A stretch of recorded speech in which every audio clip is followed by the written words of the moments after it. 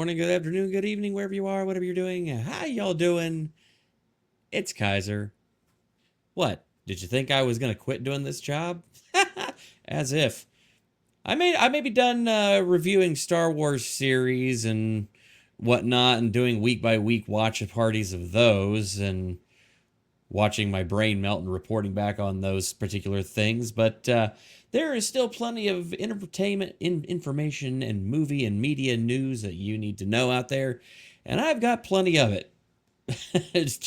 Chiefly, we're going to have to talk about this, and I'm going to just go ahead and go straight into all this with a great big caveat. So, I know y'all are probably not exactly here for politics. I'm not here for politics. And let me completely just be upfront with you guys. Whatever my politics are, and I'm not really getting into it, there is some news and some information we need to report here. Because I think it is going to have downstream effects on music, movies, and pretty much the entire entertainment industry as a whole as we go into this election year. Regardless of wherever you line up on the political spectrum, I'm not here to tell you how to vote. I'm not here to tell you how is like what politics or good politics or whatever or whatnot or however you want to believe it. That's not my job. You in the voting box get to decide on that end. I'm not here. I don't to say that. I don't care. So vote whatever the hell you're going to vote. I'm not here to tell you otherwise. But what I am here to tell you is that some people be making some really, really dumb ass quotes. And look, there's not been a real, let's just call it for what it is. There's not been a presidential, a forced presidential removal in quite a long time. Honestly, the last time that anything like that happened was Reagan back in the 80s. And, well, of course, Reagan had handled that like an absolute Chad by using his typical sense of humor, because when he actually got into the operating room to get patched up from the gunshot he had, he looked at the doctor and the nurses and said, "I hope y'all are Republicans," because he was a Republican. And, well, he was afraid that he didn't want to be operated on by a Democrat. And it was funny because the doctor looked at him, smiled, and replied, "Today, Mr. President, we're all Republicans." Which is just, again, absolute Chad way to respond. You know, because we don't beget violence with violence. We don't judge people on their political beliefs. The fact of the matter is, politics is politics. And I don't want to get into all that. What I do want to get into is pointing out the hypocrisy of certain members of the entertainment industrial complex. Specifically, let's call out the elephant in the room, Jack Black and Tenacious D. Yeah, so specifically Jack Black and Kyle Gass are the members of the band Tenacious D. And they got into some trouble, let's say. Yeah, apparently on the stage during one of their sets in a concert in Sydney, the guitarist Kyle Gass made a remark about "don't miss Trump next time." The actual video is right here, which I have already loaded up so we can just, you know, judge from the tail of the tape.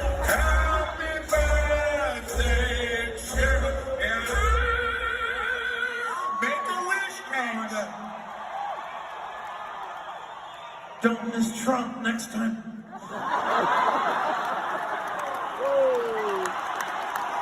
Thank you.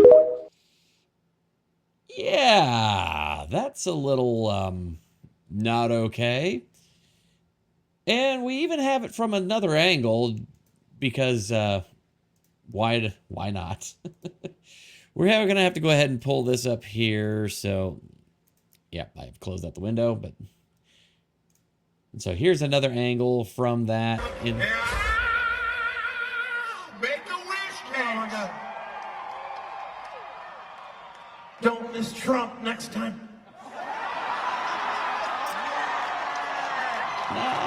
Okay. Thank you. We love you, Cage. Metro, take it backstage and cut it into pieces, please. So, okay, yeah, that's a no bueno right there. You don't make jokes like that because it's not okay.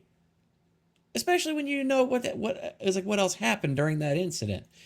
So, yeah, Jack Black announced that they are canceling their tour and have put all creative plans on hold after Kyle Gass's remarks on the stage. And Jack Black even going on to say, I was blindsided by what was said. Well, that's okay. I think you could probably word that a little bit stronger there, but all right, let's just get into it. So, reading into the article, Jack Black announced on social media that he's canceling Tenacious D's current tour amid blowback against partner Kyle Gass, who made a controversial comment. Oh, is that what we're calling him now? Controversial comment? About the band at the band's concert in Australia on July 14th, related to the assassination attempt on Donald Trump. Oops, I said the A word. All right. So let's just continue on. I'm not going to worry about it on this here. So Black presented the cake to Gass on stage to celebrate the latter's 64th birthday. When Black asked Gass to make a wish, Gass responded, quote, "Don't miss Trump next time," unquote. Quote, "I was blindsided by what was said at the show on Sunday," Black wrote in a follow-up statement. "I would never condone hate speech or encourage political violence in any form," unquote. Moving on, he said, quote, "After much reflection, I no longer feel it's appropriate to continue the Tenacious D tour, and all future creative plans are on hold. I am grateful to the fans for their support and understanding," unquote. So, yeah, there's the actual statement right there made. I believe it was on their Instagram. So, yeah. Well, then Kyle Gass had to come out and make a statement, obviously, which, yeah, Kyle Gass apologizes for Trump assassination remark that led to Tenacious D tour cancellation. Highly inappropriate, dangerous, a terrible mistake. Oh, yeah, that's an understatement there. So let's get down to the actual apology here. So Kyle Gass said in his statement, "The line I improvised on stage Sunday night in Sydney was highly inappropriate, dangerous, and a terrible mistake. I don't condone violence of any kind in any form against anyone. What happened was a tragedy, and I'm incredibly sorry for my severe lack of judgment. I profoundly apologize to those I've let down and truly regret any pain that I've caused." Yeah, that's not good enough there. Because I mean, let's call out the elephant in the room here, because yeah, there were multiple people, not just Trump, that was actually injured in that whole thing, and a man lost his life. Let's be completely understanding of that fact. Okay? Let's be absolutely intellectually completely honest with each other that what was said is just not okay. Yeah. And after all that, yeah, apparently now Kyle Gass's talent agency has axed him for the inappropriate remarks at the thing. So, yep, I'm pretty sure he's going to be looking for new employment soon or taking an early retirement because, again, like I said, that was not cool. We have got to call out the elephant in the room on that one. But on top of that, Tenacious D was not the only group of people or persons involved that have decided to make particularly not so good quotes on this subject. 24 hours before this happened, on the 14th of July, Mark Hamill made this post over on X saying, "There is no place for violence in politics ever. I'm grateful the former president is okay. That said, I'll never forget that this is the guy who promised the NRA he would do, quote, nothing, unquote, on pew-pew control and told victims of pew-pewings to quote, just get over it. Which, that is a complete misnomer. It's not actually what he said. I'm going to trust you all to be intellectually honest enough to actually go out and find his actual quotation. But yeah, I've listened to it. I can tell you very certainly that that is not what he was actually saying. It's not his actual context. So it's, yeah, twisting their words. Anyway, so that was Mark Hamill's tweet on that one. And then, yeah, 24 hours later, on the 15th, Mark Hamill said first appearance of ludicrously oversized ear bandage, apparently not needed prior to tonight, which is in response to President Trump's ear bandage, which he had to wear on the floor of the RNC earlier this week. Yeah, okay. The man had part of his ear blown off. I'm just going to be completely honest with you guys on that. Yeah, I'm sure that that's not going to do well for my monetization, so please definitely hit the like, subscribe, and, you know, if you feel that this little pineapple has given you some entertainment today, feel free to drop a super thanks in the down there. It helps to keep the channel going. But yes, the inappropriate remark on that end, yeah, spurred on quite a bit of controversy. Even going with that Park Place dropping this article, Star Wars actor Mark Hamill makes light of attempted forced removal of the president, Donald Trump, and mocked his bandage. So, just getting into here. So, the attempt on the life of President Trump while he was at a campaign rally in Butler, Pennsylvania, outside of Pittsburgh. The attempted bad guy, the bad guy's freedoms. Oh God, that's a terrible idea. The bad guy's long-range hole punching device failed to I hate having to dance around the YouTube algorithm stuff. Failed to delete President Trump, but pierced his ear while he failed the pew-pewing. He did end up actually taking the lives of Corey Competore, who used his body to shield his wife and daughter who were at the rally with him. The pew-pewer in question also wounded David Dutch and James Copenhaver, according to the Pennsylvania State Police. So yeah, that's not good. And yeah, so to go from this right after the actual event happened to this the next day, whenever Trump actually made his appearance on the stage at the RNC, yeah, that's a pretty disgusting. Yeah. Not only was Hamill making light of the attempted pew-pewing, an attempt that took the life of Corey Competore and wounded two others alongside President Trump, his assertion was that the first time he was wearing the bandage was not true.